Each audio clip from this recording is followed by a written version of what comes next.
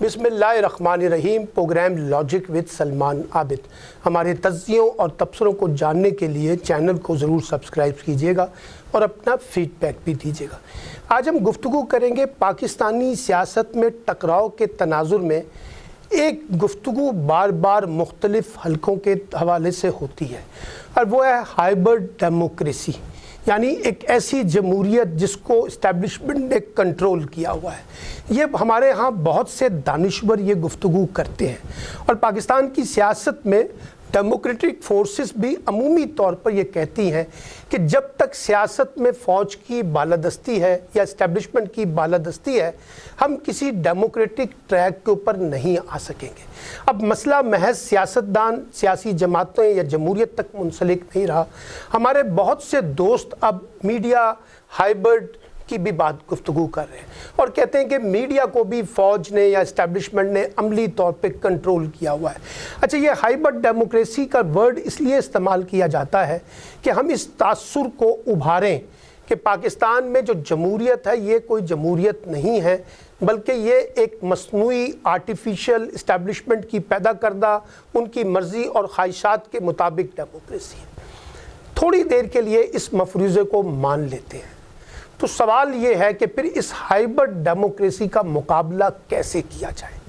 क्या सियासी जमातों के जो मौजूदा तर्ज़ अमल है, या सिविल सोसाइटी का जो मौजूदा तर्ज़ अमल है, या जो मीडिया का इस वक्त तर्ज़ अमल है, या जो हमारे इंटेलेक्चुअल्स एकेडमिक्स के जो तर्ज़ अमल हैं, क्या इसकी बुनियाद पर इस हाइब्रिड डेमोक्रेसी का मुकाबला किया जा सकता है? यानी कमज़ोर सियासी निज़ाम, कमज़ोर सियासी जमातों के दाखिली निज़ाम जो अनडेमोक्रेटिक बेसिस के ऊपर है, हमारा मीडिया का निज़ाम जो बहुत ज़्यादा आज़ादी इज़हार की बात करता है, वहाँ जो सियासी घुटन है इंस्टीट्यूशनल लेवल के ऊपर वो, फिर हमारे इंटेलेक्चुअल्स में जो बहुत ज़्यादा पोलराइजेशंस हैं, यानी गुफ्तगू में जज्बातियत के अंसर बहुत ज़्यादा नुमायाँ हैं, और जो लॉजिक्स के सवालात हैं, शवाहिद के सवालात हैं, दलील के सवालात हैं, मंतक के सवालात हैं, वो बहुत पीछे हैं। तो क्या ऐसे मुकाबला किया जाएगा? यानी अगर आपने उस हाइब्रिड डेमोक्रेसी का मुकाबला करना है तो आपको अपने democratic social political economic institutions जो हैं उनको भी तो स्ट्रेंथन करना पड़ेगा। ये अजीब बात है कि हम फ़र्द वाहिद की हुक्मरानी को बालादस्त करके एक जमहूरियत की बड़ी जंग लड़ना चाहते हैं जो सियासी जमातों की कमज़ोरी के बाइस मुमकिन हो सकेगी, ये एक सवाल उभरता है। तो मैं हमेशा से कहता हूँ कि अगर आपने उसका मुकाबला करना है तो पहले इंटरनल रिव्यू तो कीजिए, अपना इंटरनल पोस्टमार्टम तो कीजिए कि हम कहाँ खड़े हैं सियासी तौर पे, समाजी तौर पे, मीडिया की सतह पर, कानूनी महाज पर कहाँ खड़े हैं। क्या हमारी दाखिली कमज़ोरियाँ हैं? क्या वो ग्रे एरिया हैं जिनकी वजह से हम एक बड़ी जंग नहीं लड़ पाते? सियासतदान बड़े बड़े नारे तो लगाते हैं, बड़े बड़े इनकलाब की दुहाई तो देते हैं, वोट को इज्जत दो और बयानिए की बुनियाद पे एक बड़ा शोर तो मचाया जाता है, लेकिन नीचे अवाम कहाँ है?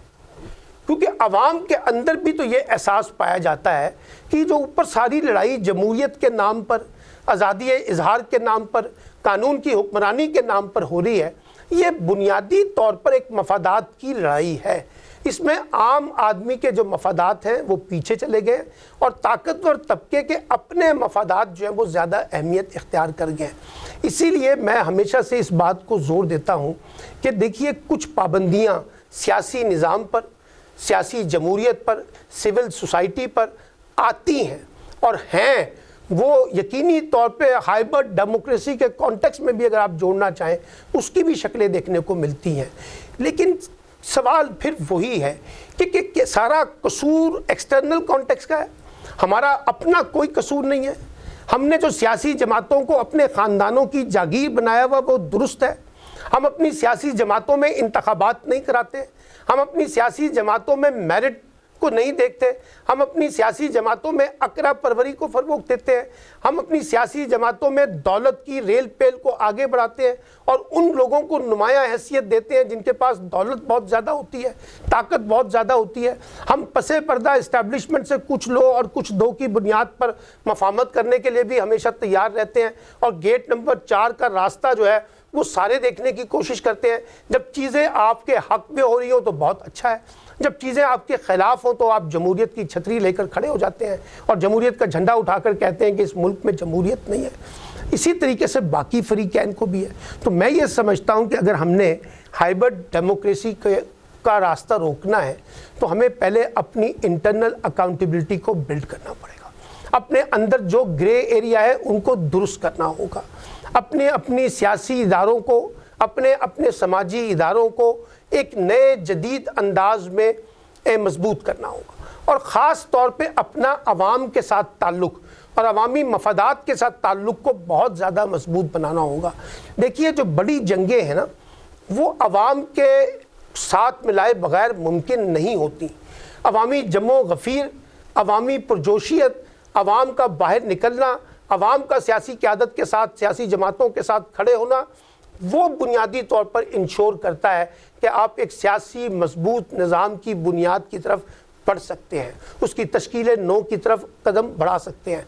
लेकिन हमने भी कसम खाई हुई है कि ना हमने आवाम को मोबिलाइज़ करना है, ना अवामी मफादात को तक़वियत देनी है, ना पार्लियामेंट को रिस्पेक्ट देनी है, ना कैबिनेट को रिस्पेक्ट देनी है, ना सियासी लोगों को रिस्पेक्ट देनी है। उनके मुकाबले में इस्टेब्लिशमेंट और नॉन इलेक्टेड लोगों के साथ मिलकर काम करना है। तो फिर ये टकराव तो पैदा होगा। फिर ये भी समझने की ज़रूरत है किस तरीके से इस्टेब्लिशमेंट का और हुकूमत के दरमियान जो रिलेशनशिप है, जिसको अमूमी तौर पे हम सिविल मिलिट्री रिलेशनशिप कहते हैं, उसके नए खदोखाल क्या होंगे। क्यों ये बार बार टकराव की कैफियत पैदा हो, क्यों ये बार बार ये एहसास आगे बढ़े कि फ़ौज और सियासतदानों पर और सियासतदान फ़ौज पे, मीडिया सियासतदानों पर, मीडिया फ़ौज पर और ये मीडिया पर इल्ज़ाम तराशियाँ लगाएं।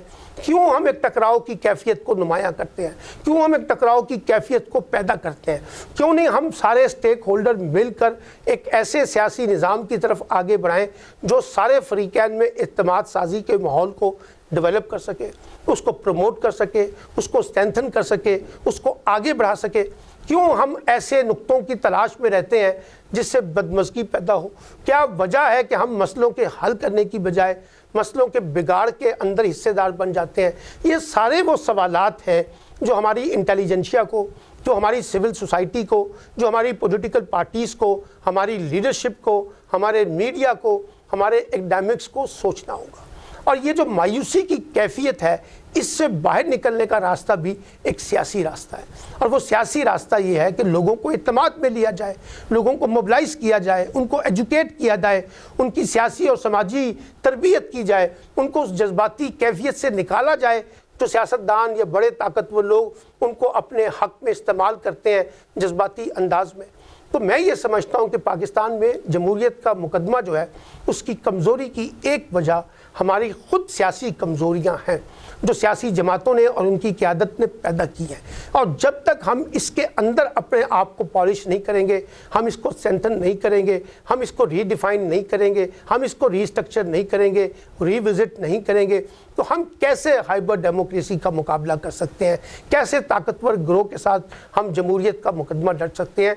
तो इसलिए ये लड़ाई जो है, इसको सियासी बुनियादों पर, इसको कानूनी फ्रेमवर्क के बुनियादों पर, इसको इंटरनल डेमोक्रेटिक फ्रेमवर्क के दरमियान जब रख के देखेंगे, कॉन्स्टिट्यूशनल फ्रेमवर्क के दरमियान देखेंगे, लीगल फ्रेमवर्क में देखने की कोशिश करेंगे और लोगों को माइंड में लाकर, यानी लोगों का फ्रेमवर्क भी बनाने की कोशिश करेंगे, तभी हम पाकिस्तान में हकीकी जमहूरियत का रास्ता बहाल कर सकते हैं। उसके लिए नए इम्कानात पैदा कर सकते हैं, उसके लिए नए मौक़े पैदा कर सकते हैं, उसके लिए एक ऐसा साजगार माहौल बनाया जा सकता है जहां सारे फ़रीक़ैन मशावरत के साथ जमहूरियत की मंजिल को आगे बढ़ाएं, पीछे की तरफ ना देखें।